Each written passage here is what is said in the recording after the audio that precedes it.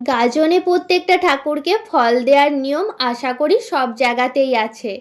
আর যাদের নিয়মটা নেই তারা আমার এই ভিডিওটা লাস্ট পর্যন্ত দেখো, দেখে জানিও ভিডিওটা কেমন লাগলো। আর যাদের নিয়মটা আছে তারা তো জানোই, তাদেরকে নতুন করে বলার কিছুই নেই। তাই প্রত্যেক বছরের মতো এবছরও বেরিয়ে পড়েছি সব ঠাকুরকে ফল দেওয়ার জন্য। আর এখানে সমস্ত ফলগুলোকে কাকিমা কেটে রেডি করে দিচ্ছে। সমস্ত ফল কেটে কাকিমা রেডি করে দিয়েছে, তারপরেই আমরা বেরিয়ে পড়েছি। প্রথমে বাড়ির ঠাকুর মন্দিরগুলোতে ফল দিয়ে দিলাম। প্রথমে ছিল দুর্গা মন্দিরে, সেখানে ফল দিলাম। তারপরে দিয়েছিলাম মনসা মন্দিরে, তারপরে দিয়েছিলাম পীরতলায়। সমস্ত ঠাকুরকে ফল দিয়ে তারপরে আমরা বেরিয়েছি পাড়ার সব ঠাকুর মন্দিরগুলোতে ফল দিতে যাওয়ার জন্য। আমাদের এখানে অনেকগুলোই ঠাকুর মন্দির আছে, জানো তো, সমস্ত মন্দিরেই যাব ফল দিতে। আর শুধু ঠাকুরকেই ফল দিলে হয় না, ঠাকুরের জায়গার পাশে যে এই যে এতগুলো জায়গা দেখছো না, এই সমস্ত জায়গাতেও ফল দিতে হয়।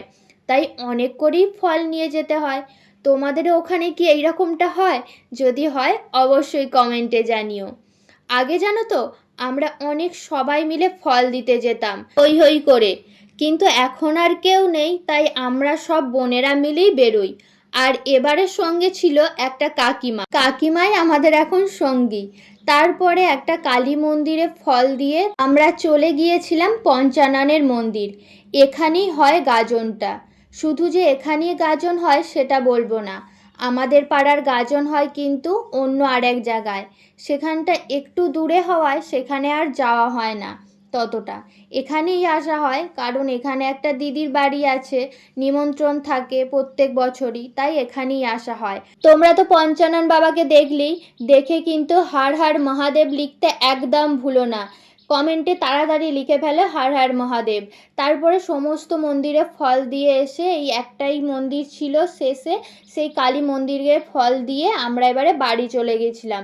বাড়ি যাওয়ার পরেই দেখি যে সব সন্ন্যাসীরা এসেছে গামিক ডাল কাটতে। যেহেতু বাড়ি থেকে কাছেই, তাই বনি আমি চলে এলাম গামিক ডাল কাটা দেখতে। এখানে সমস্ত সন্ন্যাসীরা প্রথমে পুজো করে নিচ্ছে, করে তারপরে গাছেতে একটা তাগার মতো পরিয়ে দিচ্ছে। সেই তাগাগুলোই সব সন্ন্যাসীরা তাদের হাতে বেঁধে নিল।